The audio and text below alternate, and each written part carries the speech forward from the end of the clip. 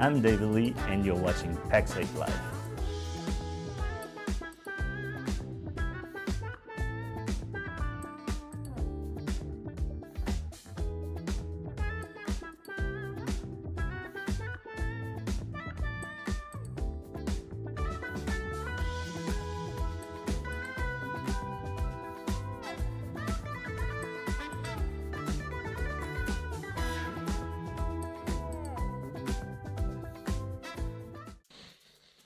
We want to help you take your MSP business to the next level. We have just expanded the amount of resources that you as partners have through PackSafe. Real security is about how you manage the losses, how you take the punches, how well you detect, how well you respond. This is where we'll be bringing you content that you want to see every week to help you grow your business. And I think the real winners here are the managed service providers. Who is this? Chief Cuteness Officer. My advice is know what you're selling and know whether it's making you money. I ended up living in Korea for 4 years. I was wondering when we were going to talk about the elephant in the room. But thanks, Dad. Let's talk about risk assessment. So there's all kinds of ways to respond to risk. Man, it's great to see you, Dom. If you're really interested in just the nerdy bits of home security, definitely check out those resources. That was a huge thunder.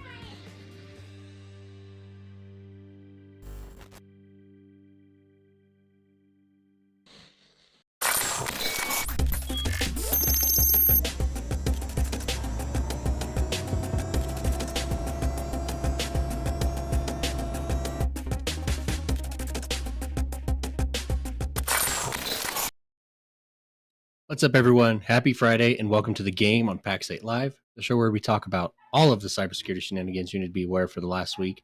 I think we have a whole 4 news articles this week. I'm super excited. Mark Matthews is going to be joining us later. And if you don't know who Mark Matthews is, you probably don't show up to events. We'll talk more about that later, but let's jump straight into the news.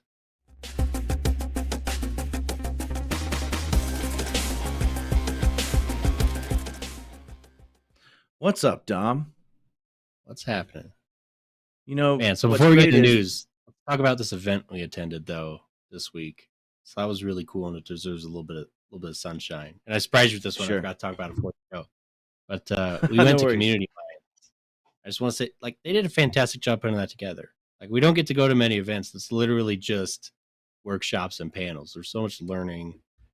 So huge shout out. And if you see another one come up, I hope he does it again. Definitely check out MSP Community Minds.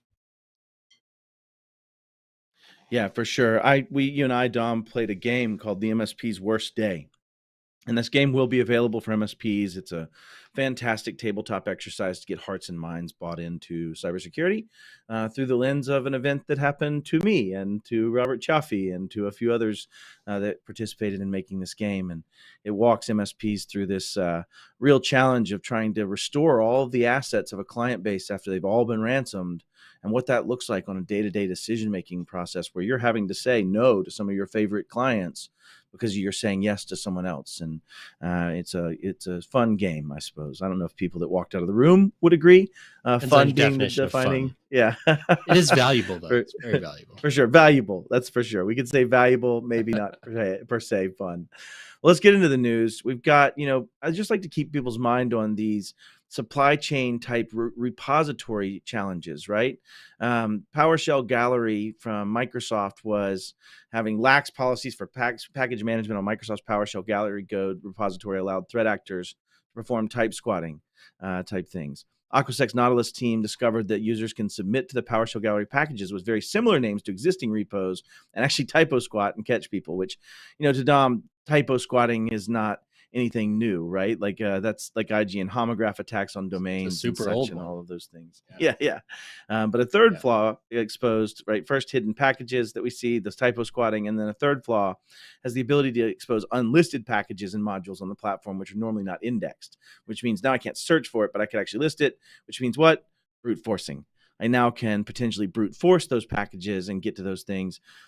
Disclosure mitigation, they reported all the flaws to Microsoft in 2022 and showed it, of course, now look at this, September to December, of course, they're able to still replicate that, which means they knew about it and it existed that long. And in January, they started a short-term solution. But the point is that don't forget that when you put things in GitHub or when you put things in PowerShell repositories and galleries, those things are going to be attacked, and their security, the way they're secured and how they function, are quite valuable. So we did have an update, it looks like, just by Bill yesterday, saying added Microsoft comment down there, but I guess I don't have that anymore. But this was just the update date. So anyways, Don, what are your thoughts on this, though? This is just a common extension of supply chain risk, isn't it? Yeah, this is akin to using like Node to add packages to your code, right? That's effectively, or Winget is a better Windows example, where you're trusting, or Chocolatey, you're trusting some level of repository to pull down code. Right. And typo squatting is a super common one. I've never really trusted PowerShell Gallery, right? I'm very, very careful about what I'm doing in Gallery. Make sure you're using the right docs. Make sure you understand exactly what you're doing. Because much like, you might be able to break in and infect someone's Yum or APT repos in Linux, this is the equivalent of that, right? So this isn't a new attack. It's actually pretty common. ELI5, what they're trying to do, right? Like, they want to put a title just like the one you're trying to actually use and get you to use theirs, and have that code actually have malicious code and content inside it. That's what they're trying to do. Right. And so by doing that and injecting those similar typo squatting type things, as well as then obviously some of the other abuse below. But anyways, I think, from a fix perspective too, the things that I want to call out is oftentimes a researcher, and thereby potentially even a threat actor, may find something, report something, go through the normal channels, wait for someone to say yes and approve it, just demonstrate it at the end for proof of concept, and then not have a fix for 4 months, 3 months for some of these things that need to be addressed. And it's just one of those things where just need to be faster and be better. But let's go on. Google Chrome adding some cool stuff, right? They're allowing them to auto remove malicious extensions, is the point. Google announced plans to add a new feature in the upcoming version of its Chrome browser to alert users when an extension they've installed has been removed from the Chrome store. So what happens in the life cycle of things is the Chrome extension gets pulled by Chrome, but it doesn't mean it's been pulled out of everybody's browser. This feature set for release along 117 allows the users to be notified when an add-on has been unpublished by a developer. The tech giant said it intends to highlight such extensions under a safety check category in privacy and security. So I think this is a awesome thing, right, that we're starting to do. We also go on to say that they're actually doing HTTPS for all URL navigations, even when users click a link that explicitly declares, I bet that meant to say HTTP, but a lot of good features coming. And this is kind of one of those things where, the Chromium project for Edge and Google have built a pretty stable browser for a lot of these things, but the extension piece is huge. And we can go off this view and just come back to Dom and I. Dom, so what are your thoughts about this? This is kind of where Google is now saying people have weaponized our store and we're pulling stuff. I think this comes down to that secure by default and secure by design type behavior, right? In your mind, what are your thoughts? Kind of, right? Like, so browser extensions have always been a scary thing, right? Firefox came out with their extension store way back when it had those issues, and Mozilla has done a good job for the most part getting that under control. Google has the same problem. I've actually had extensions get marked as malicious. And a huge thing that happens in these scenarios is not extensions I wrote, to be clear, extensions I was using, is somebody maintains that extension and then decides they want a payday and they sell it off, and now it's got tracking code and malvertising and all those kind of things, right? But I think what's new here is there's a lot more capability for me as the consumer of the browser to know that actually happened, because, and I haven't used Chrome in over a year, but thinking sort of strategically about it, the extension I was using that got disabled, I did not know until I realized the extension wasn't doing what I installed it to do. And suddenly it was like, oh, it's disabled because it's malicious. And I was like, oh, that would have been cool to get like a toast or a banner or something about, instead of me just not knowing it was malicious at some point. So that was the biggest challenge for me. And also understand that is a very open ecosystem. I've submitted extensions to the Chrome Web Store. I have them published, and it's not hard to do, right? Like you just sign up and say, please. So there's a lot of crap malicious, in there. You need to be aware of what you're installing. Yeah, and malicious browser extensions are scary for one reason. They have the browser purview. meaning they are already at the end that's been disencrypted traffic that is meant for user display, that is meant for user consumption. And that's why they do all those neat things. That's why they can do the, ad checks and pop-up blocks and all the things, is because once you have a browser permission and browser extension permission, you can do a lot of things. A lot of malware, like redline malware, things like that are info stealers, can live in those spaces. So it's a really good thing to be able to have a healthy ecosystem of when something's depublished, it is gone. Once we find it, you hope it never makes it through the health checks to begin with, but once it's found, then it can be removed for violating terms and we of should service, be like, it is impossible to have a 100% sanitary true story app marketplace, right? Like Apple is known for having the most secure, the most sanitary app store, right, for Mac. It still happens, right? That doesn't mean it's impossible. It means it's unlikely. So you have to be aware of these things. And also, I don't understand how people survive with 4 million extensions in Chrome. But I would just take a minute to audit it every now and then. If it's not something you're using anymore, just get rid of it. Yep, 100%. All right, let's look at something that a fat guy in a pizza place told us about 2 years ago. But we're starting to see. That's why I picked this article. A phishing campaign was observed predominantly targeting a notable energy company in the U.S., employing QR codes to slip malicious emails into inboxes and bypass security. Why? Because the link scanners were presumably not scanning the links coming from the QR code. Roughly 1/3 of the 1,000 emails attributed to this email targeted a large U.S. energy company, while the remaining attempts were rated against firms in manufacturing, insurance technology, and a smattering of other things. Cofins, which is awesome, who spotted this campaign. It's the first time QR codes have been used at that scale, right? They didn't name the energy company, of course, but they defined them as major. And they say, listen, this is great for attacking 365 accounts, right? And stuff like that. And there are some settings one can set for it. So hiding the redirection in the URL code, abusing legitimate services, and using base 64 encoding of the link that then is out of that, help evade detection and get through email protection filters. Anyways, Dom, what are your thoughts on this? I mean, it's yet another method of delivery of an attack against email and to get into those humans' hands, right? Well, I'm just waiting for the first security vendor to come out and say, okay, we scan QR codes now, right? Like, sure. Hopefully genuinely hope that happens. It's going to be a marketing thing, but I hope it genuinely starts scanning QR codes. If we think about sort of this attack, you and I have talked about QR code based attacks, right? We yell at marketing every time they give us QR codes put up on screen. And it's because you don't know where it goes, right? Until you especially if you have a link now, shortener in there too. If you add in a short.io as well as a QR code, I can do all kinds of neat things. And there's also the concept, passkeys are going to be built around QR codes. Like that's the functionality of a passkey, essentially, if you're not using some sort of actual key.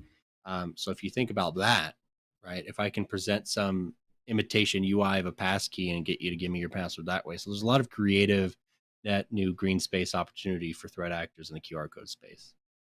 Yep, for sure. Long story short, I think there's probably already products that we're ignorant of that are already scanning QR codes. And so if you have those options available, and it looked like there was some discussion about Defender having them, then you use them, of course. But QR codes can be dangerous, and here we see them actually being used in the wild. One of the last ones we want to bring up, Play Ransomware Group. This was an article that I saw. I think someone had referenced it on LinkedIn, but it's through Dark Reading. And it's just talking about attackers using remote monitoring and management tools, or RMMs, of MSPs to gain unfettered access to target networks. We know that. We've seen it in Kaseya. We've seen it in Kaseya before. We've seen it in SolarWinds. We've seen it. The fast-rising Play Ransomware gang has targeted the city of Oakland earlier this year, is hitting managed service providers around the globe in an attack. One troublesome aspect of the campaign is that the threat actors' use of intermittent encryption, essentially being able to evade detection from that. It seems to be attacking people in the US, Australia, UK, Italy, and other countries. And this does come into play where they're actually really, really fast and are really, really leaning into the understanding of attack like this. They go on to actually quote, the most notable example remains the R-Evil, or Sotonokibi ransomware group against Kaseya's VSA network early on. So, Dom, what are your thoughts on this? Back. It's horrifying. You mentioned their encryption tactics, right? And what they're doing is they're encrypting part of the data. It doesn't actually get you around detection, right? Right. It's faster, fast, right? If I'm encrypting your data for security purposes because I don't want Matt to steal it, I'm encrypting all your data. But that takes forever. That's a whole lot of math, right? The idea of incremental encryption is that I can essentially encrypt just enough of that file to make it useless. Right? The data is partially still there, but if I have to encrypt a byte instead of a megabyte, I hypothetically move 1,024 times faster. And if I still destroy that first part and it's needed for the use of that data, the entropy of that size of piece of data and how much it could be different means there's so many iterations to recreate that data for it to be usable, right? And it becomes very, very hard to do. But yet, to your point, Dom, it's significantly faster in accomplishing its goal, which is destroying your use of your files when it comes to ransomware. But that combined with them being deployed vis-a-vis attacking identity methods, as that article goes on, which I didn't want to read the whole article to you, but they were actually attacking identity methods. And that's how I would attack. I would do phishing. I would attack your identity, become that you, and then take advantage of the lack of conditional access policies you have in place. In fact, I've done a whole talk on this called How I Would Hack You with Tom Lawrence and Jason Slagle, where we describe how I would attack the identity side. And that's what they're doing. And that's what horrifies me. And here's why. If you don't detect that initial identity compromise, me stealing your token, AITM attacks, if you don't detect that first takeover of the identity and they have access to do admin type things that are asynchronous. What I mean by that is I can make a script in your RMM that is asynchronous to detection because it's going to be detected on the other end when it is delivered. It is not detected by your tools in your RMM, which means that I don't even trigger anything inside your perimeter defenses. And the only place you would notice it is after the payload has been delivered at the end by the agent. And it only then gets attributed backwards because Kyle Hanselevin and like 12 friends tell you that's how it happened. But at the end of the day, you've probably set up some level of like, dear endpoint protection vendor, anything that happens in this folder is kosher. Let it go. It came from my RMM. Yeah, exactly. So this is a horrifying one. And that's what made the Kaseya event, the SolarWinds event so very, very, very scary, is that it's using those giant tools to give me a competitive advantage of getting the job done to attack your systems, right? So, all right, we beat the news segment to death. We crammed in 4 articles. Let's hear some brilliance from Robin Harris, and then we'll come back with our guest, Mark.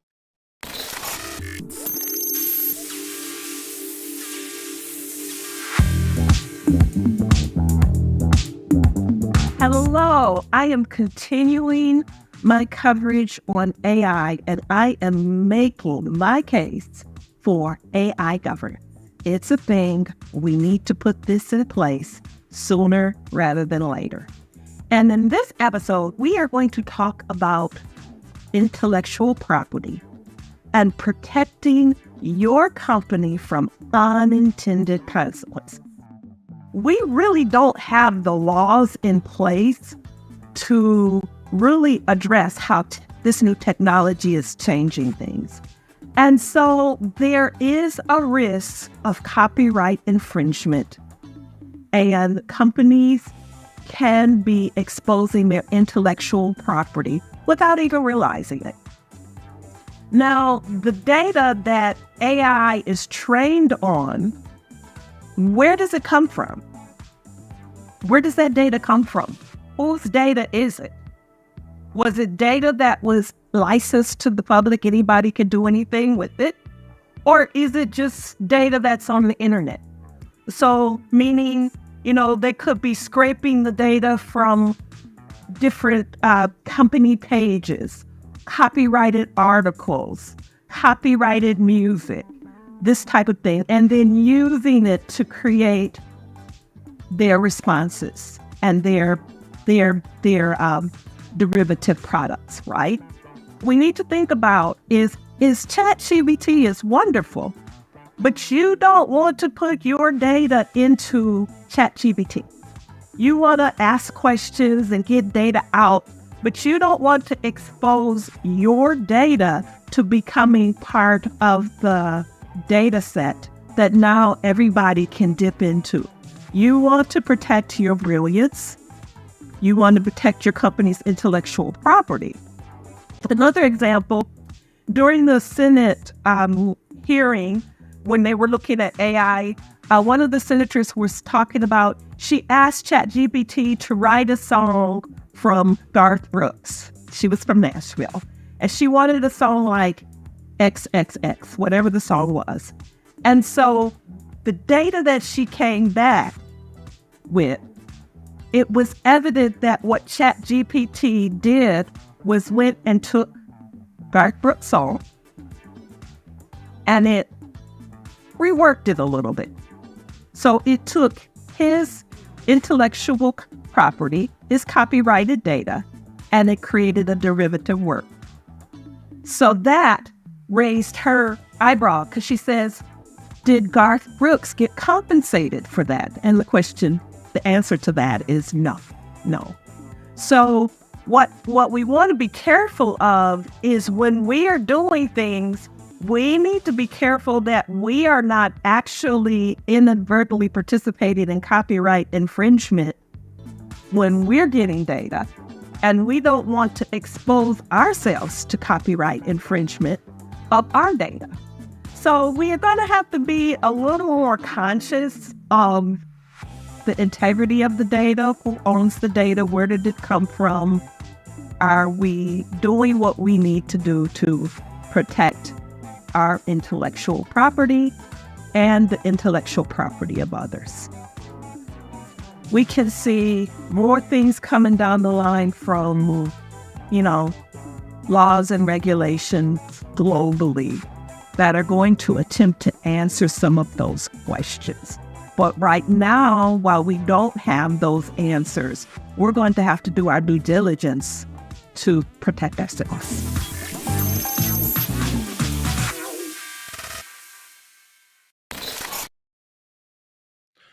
All right. Dom, we're on the other side of Robin Harris's brilliant advice for that. I'm excited about this one because you and I have both gotten to spend quite a bit of time with this individual over the last probably 2.5 years, 2 years, give or take, right? Maybe less than 2. It just feels like 6-8 like years, maybe. But yeah, it's been great. And this person stood out to me just because of how much he took out of every event, like how much he wrote down, how much he walked away with, but not just that, how much he regurgitated back and it stuck with him. Like, you and I have this fear when we're on stage of going, please walk away and do one thing that we talk about. I know in these conferences, you're going to get hundreds of things, do one thing.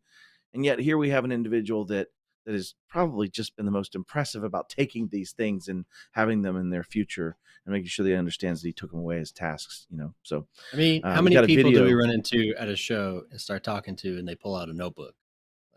Right. Like literally in the middle of the conversation. Like, wait a second. I want to make sure I'm not missing this. Right.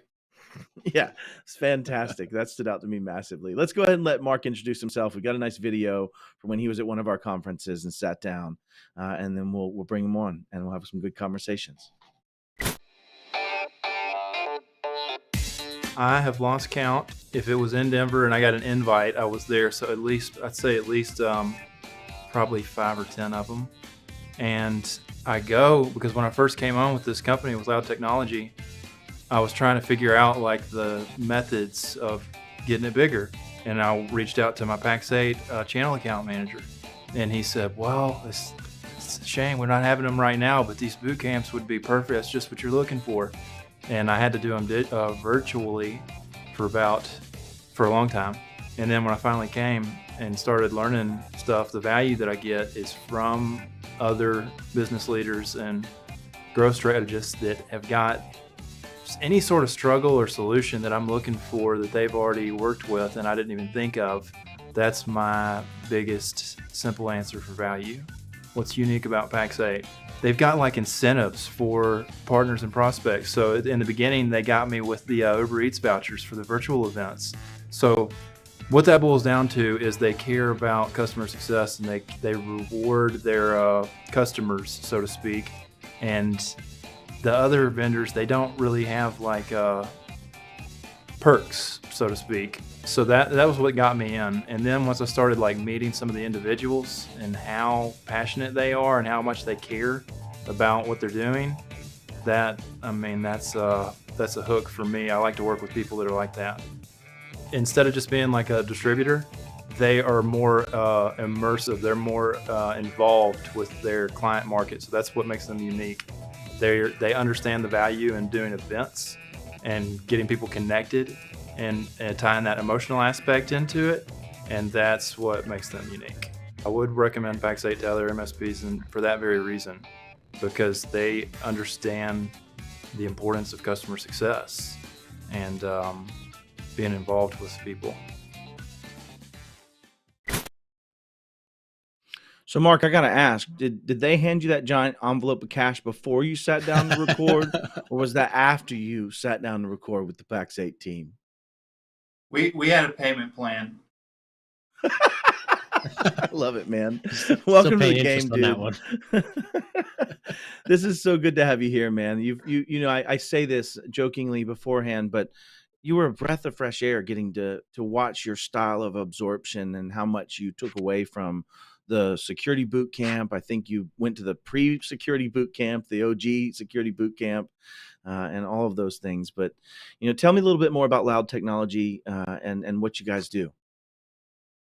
Well, Loud Technology, as you can tell from the name, when it started, we were doing more of a digital marketing effort, getting people's brands out and using the modern technology to boost that brand. So hence the name Loud Technology. And we've got our slogan is let's amplify your business. But it started out as more of honestly, it started out as our founder doing favors for a couple of friends. And then that turned into a wave of success that became the digital marketing stuff. And it's kind of evolved into more of an MSP, where we're licensing Microsoft products and supporting everything from printers to desktops to complex business applications. Yeah, that's cool. So I'd love to actually just for a second pick a little bit more into that. So you guys started in a very odd way as a MSP, right? Coming from digital marketing, digital empowerment. And what's so funny, and you've heard me talk about this, Wes Spencer, myself, Marnie Stockman, and Juan Fernandez wrote a book recently called The MSP Owner's Handbook, the SASE edition, right? And during that, we conjectured that there's going to be a time where if I start a company tomorrow, if I do that, I'm not going to have a server infrastructure. I'm going to have an identity and then software solutions. And then it's going to be about how well my MSP provides value to me along working on and in my business for me and making me better at digital marketing, making me better at how I use my tools, making me better. And I think you're kind of proving that the other side may be a little bit of a validation of that you're coming back in and now coming from one part of a digital advisory space and now being actually the person doing the wrench turning for the day-to-day technical delivery. How's that journey been for you? Is that a fair statement of kind of what your journey's been like? Yeah, you could definitely say that the journey has been very challenging because the technology is so quick to change. You know, I will have gotten a digital badge or whatever from one company last week, and then this next week, you know, it's not called Azure AD anymore. Now it's called Intra ID. Yeah, exactly. So it's the technical part is so quick to change, but with that comes beauty because, you know, new life changing, and we're able to stay on top of all these upcoming changes and be there for our customers. And hearing the success stories and just the way that we've helped people bring value to their business is so uplifting. Yeah. And I also hear, though, you work with your dad on this. You started that. We actually took a minute and snagged some time with your dad. I don't know if you've seen this or not yet, but we're going to go ahead and play this video. Let's go ahead and launch the video with his dad. I'm Skip Matthews, and our company is Loud Technology. Boy, that's an interesting question. How did we get started? It went back to about 2008. We had just sold a company, a filtered internet service provider, and people just started calling, asking for technical help. I'm not a technical guy, but I've always been in the technical industry since, I guess, out of graduate school, working with IBM. So I've always been in the technical space, but people started calling with technical questions and needing help. So it was not that I had this great vision to start an IT services company. It just happened. And so that's kind of, as we've come through, I think we're on Loud 3.0 now because we've made several transitions from break fix to buckets of hours to true managed services today. Well, you know, as parents, we spend our adult lives trying to create an environment for our kids to grow up and be what they were created to be. And having your son actually work with you, it's pretty amazing to have a front row seat to see what he has become. We've always worked together, I guess. Even when he was a little boy, we were out in western Kansas, and we were starting one of the first rural cell phone companies. And as you know, everything is by towers, and so we would go riding around in the car looking for towers to put cell phone equipment on. And he would be involved riding around all over western Kansas. And then we sold that business and started the internet service provider business. And he would have been high school age by then, and he would come in and work, and it was mostly licking stamps and stuff in envelopes. And then he started manning the phones and doing customer service and support. And then more time went on, and we started this business, and he was in a position, and we were in a position where we needed some help with sales and marketing. He was actually living in Denver at the time, and most of what he does could be done remotely. So he jumped on board and has been kind of doing our sales and marketing, but he's also our guy that goes to all the PAX8 stuff. I think he's been to every webinar that PAX8 has ever done. He goes to all the events and has met people all over the country. And so he's been a wealth of information for me in that respect. PAX8 has been great. We've learned a lot from, I guess Mark has learned a lot from going to the sessions and seeing all the webinars beyond. It was awesome. And it was a great place to be able to get to know some folks from all over, folks that are in the same position as you are, that have experienced some of the same things. And whenever you can learn from somebody else's mistakes, that's a good thing. And so we spent some time learning from others. It's a great way. As we've kind of come off of COVID, I think there's a pent-up demand for community, and I think that filled a void that we've seen in our industry. And so PAX8 has been good for that community and the collaboration. And so Mark, going to the PAX8 events, started talking about managed services, and started talking about how instead of being break fix or being reactive, being proactive. And so the next phase that we went to, we started doing some of that. And the next phase, which is going to be starting at the end of this month, we're not doing any residential. We're not doing any hourly work at all, none. We're only doing managed services. And so it might work and it might not. We'll see. I bet it works. I bet it does. Yes. That was really good. Yeah. Dom, it's cool because at that transition time frame, and Mark, that transition when you finally shed those hourly clients, when you finally shed the residential visits and the very different things, it stops pulling you in different directions. It stops pulling you into this, well, we follow this for this, but not for that, because those aren't. And I remember that moment well. That was the year we jumped to the 3 million in revenue really rapidly once we made that decision. It just let us focus and let us be really good at what we did well. But anyways, yeah, that's awesome hearing from him. Yeah, wish really you luck cool. on that. And transition. it's a really cool story, right? Like working with family in a way that works. It's really cool to see that. So hats off to you and your dad. And I think Loud is a really cool business. It can go a lot of places. And he talked a lot. Brother, yeah. My brother has talked about starting another new project with my other brother or with me or whatever, and he hasn't quite wrapped his head around that family piece. It's awesome, and it's a huge blessing to be able to work with family, but at the same time, it's a lot of extra energy because you have to really be patient. You really have to say, okay, whatever preconceived notion I had, I thought my counterpart would think this way because of this situation in our family life from years ago. You have to use energy to put that aside, put the pride down, and say, okay, we're talking about the business's best interest. Let's see here. Where do we go? We go that way. Yeah. And that's amazing. And it's probably really difficult at first, right? It sounds like you found the groove. But I don't know. I was trying to put myself in those shoes and thinking about exactly what you just said. And it's really cool that you guys are there.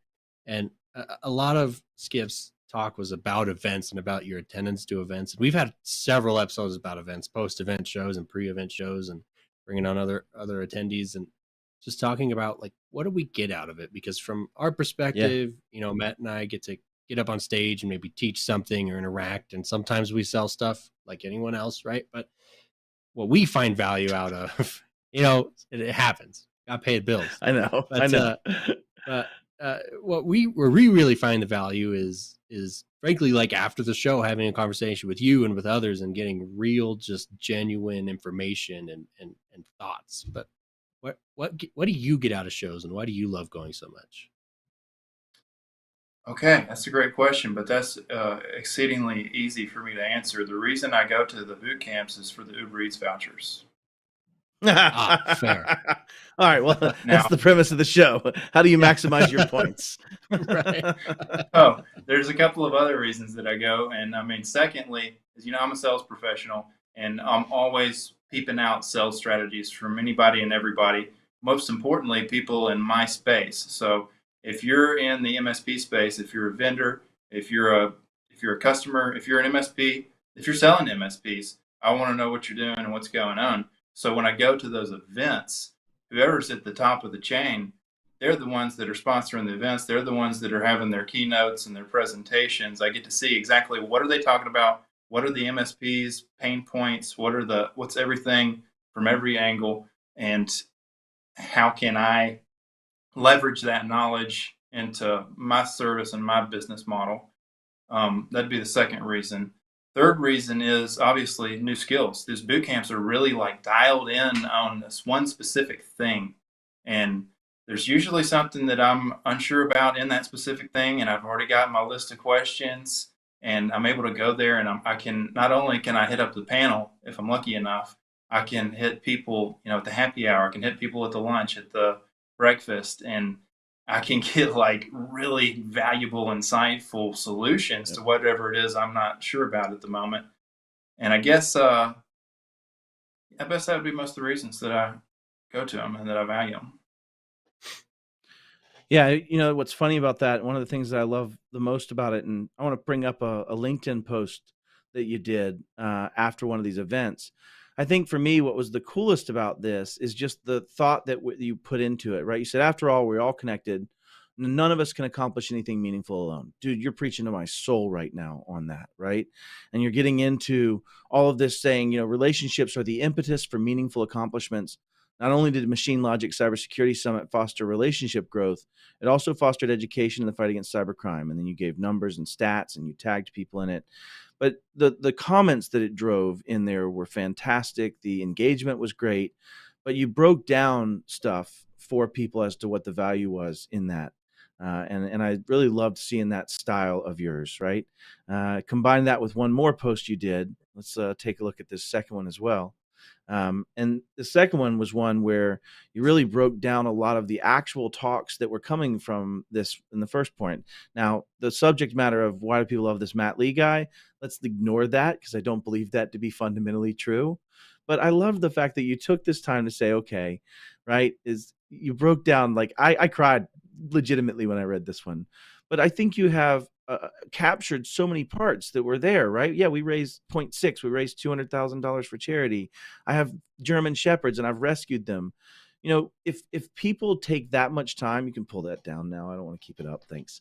But, you took the time to actually, it hurts me. But anyways, it took the time to actually put points that were real meaningful points. And I've seen you do this on 40 posts. I mean, you could go back and look at your posts in LinkedIn. If you're not following Mark Matthews, you should be.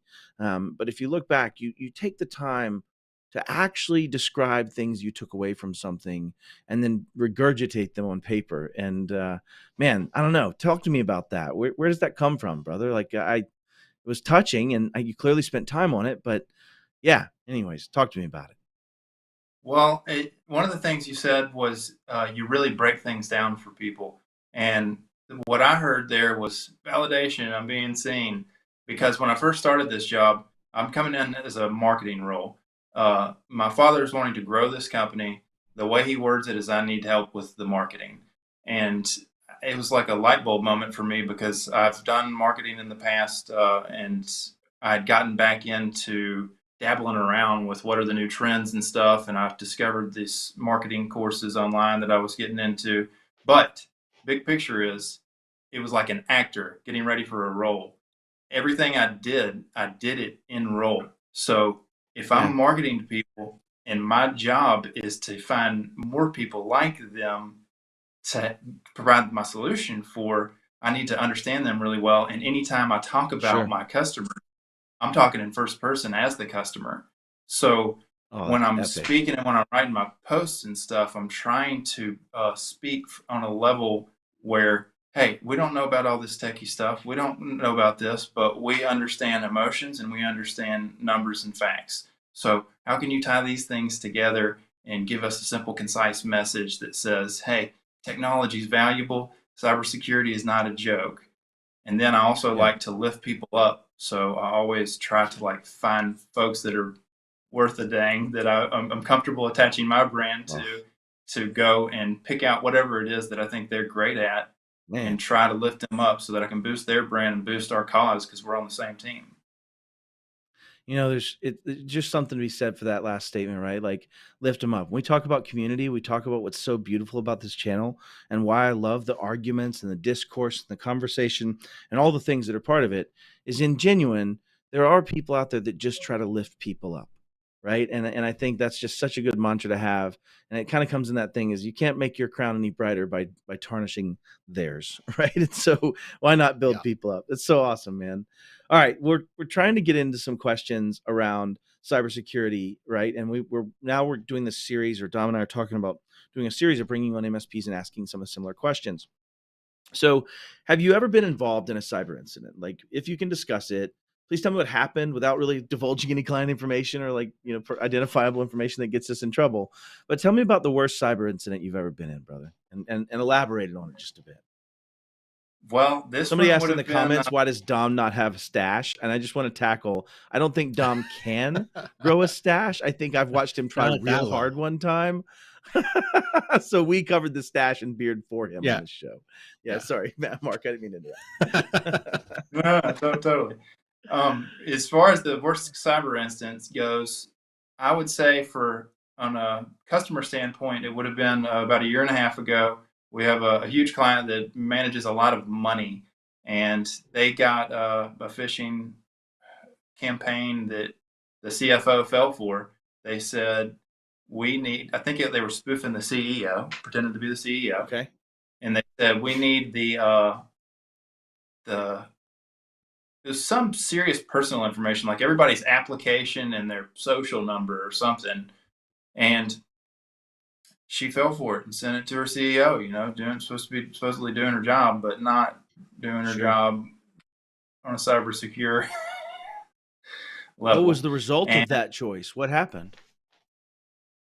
Well, unfortunately, she got fired.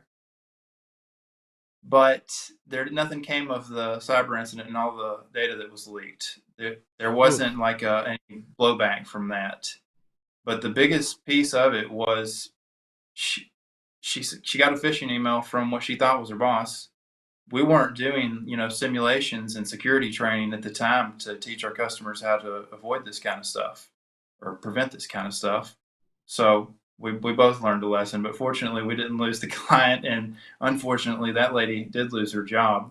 Now, when you ask me what has been my most intense cyber incident, what comes to mind for me is what has affected me the most. And what's affected me the most is being locked out of my own computer or having problems on my own. You were talking about it on the game week before last, how you had got compromised, and I asked in the comments, I said, what did your security ops team do after that? Little did you know I was in the same boat and needed a life. You said, well, my security ops team is awesome. I've already got the new laptop and I sent my old one to them. They're going to isolate the threat and then we'll boot up the new one. And that's been the biggest thing for me was I got hacked. And what happened was I was sitting at my desk and I saw, I've always got all my screens up, and one of the screens was my actual desktop laptop, and I could see my mouse moving around. This next thing I know, somebody's opening my files, and I'm like, okay, I'm gonna watch this for one more sec. I could pull my iPad out and started filming it so that I'd have proof. And I was like, what files is this person going after? They opened like a file for how to engage with existing clients or something like that. Anyway, long story short, that was the biggest event that affected me the most. And wow. It's because it took me out of the game. I didn't have my work computer anymore because based on your answer, I don't need to be messing around on that computer until that's isolated. And that means don't mess with it anymore. So my company took me off. I've got like a couple of admin privileges for like the partner center and whatnot. So my company had to shut my permissions down. I can't really do anything anymore. And that's what affected me the most. Brother, I didn't know you were going to pull out something like that. You didn't Seriously. prepare me mentally for that kind of story, Mark. Like I don't know how I can respond to this. Authentic. I know, but man, dang, you just sent me down a spiral. I have so many questions, but it sounds like you've isolated the asset and it's being dealt with from a forensics perspective, I hope, and trying to figure out what happened. But you know, this is one of those things where, go ahead. Yeah. Well, here's my qualm is even with you and with your like advanced, sophisticated security ops team that is like the world's smartest. How do I know that they didn't go embed something in some file that's like basic that doesn't get scanned? That's my OneDrive's going to pop that right back into the new machine. Yeah. Well, and that's the question, right? That's what, let's talk about this for 2 seconds. I think this is an education moment for a lot of people. That's exactly why when we as MSPs or we as companies have cyber insurance, or hopefully if no cyber insurance, and Dom, we talked about this in the game that we played the other day, having somebody on retainer that can do these things from a forensics perspective, whether that be your SOC as a service team that's going to tell you whether you're clear to return to action, right? Some MDR teams can sometimes do some of those simple forensics understandings of how somebody got there, right? But at the end of the day, if you have things like that, that's where it's time to figure out the answer of how. And that will then help you get a lot more out of that, right, Mark? Is if I can figure out how that wound up where someone had shell level session, had session connection to my device, then that can determine what those next steps are. And what happened is very important too. And that's where it's so important we start talking about, in implementing safeguards to have logs and SIMs that can go back and see what exactly happened here, EDRs that can tell you what was going on the endpoint at the time, so that at some point they can find, this is what happened. But also, more importantly, to your point, Mark, go, hey, we're good now.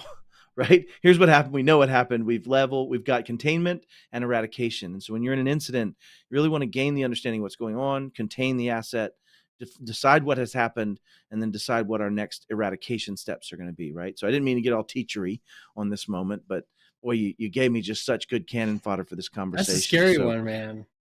Yeah, it is. If I see my mouse moving, we're going to get real serious real quick. Yeah, for sure. But I mean, it's like you've dumped your soul into this, your project, whatever, your MSP. So you've got all this work and all this that you've built up, and now you've got somebody compromising that. So it's like you said, that part, maybe having somebody on retainer to say you're good. I mean, that is a really, really big deal. Like for me, and just the way my mind works, I'm really detail oriented, and it's hard for me. Like I still haven't opened it back up yet. Like I don't even want to mess with it until I can have a better way. I was actually going to ask my PAX 8 rep. I was going to say, can I mail you guys my computer and you figure out what happened to it and keep it from happening again? How much but I will that tell cost me? you, well, if you wanted to know that piece of it, I think we'll tackle that offline, Mark, and really maybe have a quick convo at some point about what the next steps should be and something like that. One thing you could do if you want, as time goes on, and I'll take this as a plug, if an MSP finds themselves in that situation where you yourselves are under something of a compromisation, you have such a due care and due diligence situation from a fiduciary responsibility, right? A money responsibility to do some due care and decide and figure out what happened. So we'd love to coach MSPs through this. So I started a program. I didn't start it. Actually, Robert Chaffee did. And he talked about it a couple weeks back on our show. It's called the ERT, or Emergency Response Team. And the intention for that is to be able to have somebody that you can go to that has some legal protections in place through the CompTIA agreements that you can say, Matt, give me some advice on this, and give me in a position where I can actually give real advice that's deep to the subject matter of that. And there's not just me, there's 15 or so people that have been in our shoes that are willing to do some of that initial coaching of someone through that type of an incident. Now, in this case, it didn't impact your clients directly yet, it seems like, but it would be something I'd want to answer. And so, definitely might be able to reach out to me in that capacity, Mark, and let's chat about that and give you some advice on that directly. Because this is one of those things where when I was at Iconic, that was my goal. Anytime we had an event where someone did have some payloads, because it happens, that's the way it works. We wanted to know, where did it go? What was the payload? Did we isolate it? Was it contained? Was there any impact to customer data? Was there any impact to our data? And so those are the kind of things you want to answer. And oftentimes that is the use of an insurance policy. That is the reason you have them, is to say, hey, we had this incident. We need to dig into this. What happened? But you can be relieved a lot of times too by professionals. If you're using a Blackpoint Cyber or a Pillar or a lot of them, they're going to give you the answers of what they've found when you bring that up to them. And that's the first place I'd start from an escalation perspective, is my SOC as a service, my MDR teams, things like that as an MSP. And if you don't have those, I think the advice would be, certainly as an MSP, it would be in your best interest. There's tons of NFRs. There's tons of options to use them at a fairly decent price. Definitely should be having those things in place. You can start getting that resource and that help from a technical perspective without necessarily having to file an insurance claim and things like that. So, I didn't expect this to turn into a complete conversation about incident response, but this is a fantastic exercise, Mark. I love it. Thanks for sharing. That was great. It was a really wild story. We were not expecting that. But Matt, you really covered a lot of detect and response, which comes out of a framework, right? So it does, doesn't it? We hate frameworks here at the game. They're not our thing. No, we never believe in frameworks. Never believe in frameworks. No, but we wanted to ask, and this is something we want to ask any MSP we run into. Do you use a framework internally? Are you working on a framework internally, or thinking about one, and which one? I am a big Phyllis Lee fan, and I love the CIS framework. That's what we use. We're trying to split the lines between NIST and CIS, and so we're going to ask this of every company, and we're going to probably have a NIST v CIS war at some point. I think, of gathering people, but it'd be a rap battle. One of the things, there'll be a NIST CIS rap battle. Oh Lord. The thing about this is, when you start getting into your IG2s and IG3s, which it takes a while to work through it. And as you get into those implementation groups too, that's when you'll start seeing more and more conversation about pen testing, about incident response, about how you're going to work in some of the more detailed pieces of your incident response planning for those type of things. But anyways, I'm glad it's CIS. I'd prefer it be CIS. I got one more thing for you, Marcus. Another one of the exercises we're asking MSPs to do as they come on our show. So imagine you're in this perfect world where your clients have to listen to you. Right, you're going to be speaking to them, and they're going to have to listen to you. They've been required. If that was the scenario, and you could tell them one thing and get them to do one thing, what is one thing you wish they'd listen to you about? This is a great question. I'm a big fan of some ancient history, particularly a very prominent businessman in the BC days who would have gone by the name of Solomon, King Solomon, and he gives a lot of wise,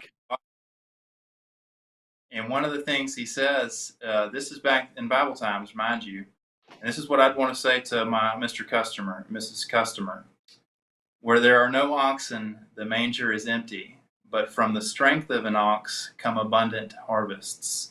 So what he's saying here is, we've got high technology here, and the people that are using it are getting abundant harvests. So I would hope that you would do what you're awesome at over there. You've started this business. 4 out of 5 businesses fail in the first year. You're still here. You're obviously good at what you do. I would want you to continue to be awesome at what you do and take zero energy away from that to focus on tech, cybersecurity stuff, and let me do what I'm awesome at. And with that style of relationship, we could have a much more efficient growth that could get the most done. Yeah, that's fantastic. Because what you're making an advocation is, you focus on doing the awesome stuff, and I'm going to make it easier, more impactful for your clients, better, more secure, better fiduciary responsibility and protection of the assets that you've kindred to me. And so I think that's the point, is like, let me do what I want to do. And I think what's interesting about that is, think about my attorney or my doctor. They pretty much handle the health stuff. They tell me what to do and I go do it. My attorney, I pay them to make advice and then I take that advice. My CPA, same thing. But you're right, in our industry, even when someone signs on the dotted line and says, yes, I'll do this stuff with you and I'll pay you this much per human, it doesn't mean they're on board to do the things that you need them to do, to take away local admin rights, to allow me to have patch windows that are happening immediately. Like it's that cooperative aspect of it, but that means you need to let me make those decisions and let me set those policies, and you're going to back them up and you're going to enforce them. And that's how you're going to focus on your business. Is that a fair summation of the request there, Mark? Absolutely. All right. So one last question to get you to talk through. What's been your biggest win related to getting client buy-in around security growth initiatives? Like, you guys are transitioning from break fix. I already know that's a hard win. And I have to imagine security's been a good part of that conversation. But what's your biggest win relating to getting client buy-in? And how'd you do it? This is easy peasy. Thank you for this question. Now, it goes back to a couple of episodes ago on the game where you guys had your sales expert, David Powell, talking about reasons that people are not, or MSPs are not doing great with cyber sales. And one of those big bullet points was empathy. What he meant when he said empathy was some of these MSPs have not ever had a big cyber incident, so they can't empathize and be like, that really is bad. We really need to do everything we can to protect all of our people from having that problem. So it would have been, we've got two customers that are actually like geographically really close to each other. And one of them, we had them on the business premium suite. So they had advanced controls and more settings that protected them in a lot more places that I didn't have access to in the business standard. What happened was the same outfit launched a phishing campaign to phish, and it got through on my business standard customer, and it did not get through on my business premium customer. And the business standard customer knew the business premium customer, and knew, they're right next to each other, got a long history. That's all it took. That was my biggest win, and getting a customer to buy in to, this is why we need to spend extra money on this cybersecurity stuff. Oh my gosh, that happened right next door. That could happen to me. Obviously, that solution works. Let's go ahead and roll it out. You know, this brings me back to Dom, or obviously I'm about to shove somebody off a cliff, right? But this brings me back to this understanding that I tell a little parable for myself, Mark. And it's this understanding, me, you, and Dom Kirby are standing at the top of a cliff looking out over God's beauty. I reach over gently and shove Dom Kirby to his death. There is zero chance, Mark Matthews, that you don't do one of a few things. Gentle this time. I appreciate that. I was gentle. I pushed other people off much harder. You're right. This was nice. I was being loving. But I pushed Dom to his death. You're going to either step back and take a defensive posture, step forward and take an attack posture and push me off to my death, or in both cases, probably run to the bottom of the hill and get away from the dude pushing people off the edge of the cliff. Right? Is that a fair statement of what your human behavior would be in response to that, Mark? If we were going to narrow it down to those three options, I would say that's fair. Okay, fair. So also, additionally, once you've seen somebody be pushed off the cliff, if you run down the hill and you run into somebody else coming up, Willis in my control room coming up the hill, and you say, hey, Willis, there's a dude pushing people off the top of the cliff. Is there any chance that Willis doesn't believe you? I mean, he's going to believe you. You're coming from the fire of Willis seeing it. not believing me is higher than the chance of Willis believing me. Okay, I bet he believes you. I bet he believes you, actually. I think you'll be so believable coming down in the panic state. Yeah, you're all right. I don't care. I'll disagree with you. It's my story. I'll tell it when I want to. But the point is that you now had two have and a have-nots. You had two companies that knew each other. One of them got to demonstrate that they did not have that attack happen, and one of them got to demonstrate they did. And now, because that person had it happen, they're like, okay, I believe I need to protect myself. And while it's not a one-to-one analogy, my point is that people trust someone once they've seen it and actually seen it play out in their real world. And I think that's what you're describing here is you had two clients that both received a phishing email. One was safe, one was not. And the one that was not decided to protect themselves, I'm guessing, after that. So one of my favorite quotes is demonstrate, do not explicate. People don't believe what they hear, they believe what they see. So when you can show them how that customer had that problem, that would I can feel where you're going with that, with the empathy piece. Is yes, when they see like the trauma in that person's face, they're like, okay, they've actually experienced something. You know what? There might be some truth to this. Yep. And what I've learned from you about my story is Mark Matthews should have had a film camera out in the beginning of that story, and he's running down the hill showing the video of Matt shoving Dom off the cliff. Then they'd believe you empirically. So that's maybe an addition to my story next time. Dom, you'll get filmed falling down. But anyways, Mark, you have anything else you want to close out with? Right? You've got the time, you've got the audience. Is there anything else you want to share as words of wisdom or closing thoughts, and then we'll wrap up this here show? Well, there's something that I wanted to express in the beginning of this, and that's how grateful I am to have this opportunity for you guys to invite me onto this platform. I'm a big fan of the show, and it's pretty cool that you guys thought that my expertise was worth getting my insight for on this show. So thank you so much, and thank you for putting it out there. As far as giving something to give to my audiences, I would want to say, we've talked about this cybersecurity piece. We've talked about the value of modern technology. What are you going to do with that? How are you going to incorporate that into your success and where you're trying to go?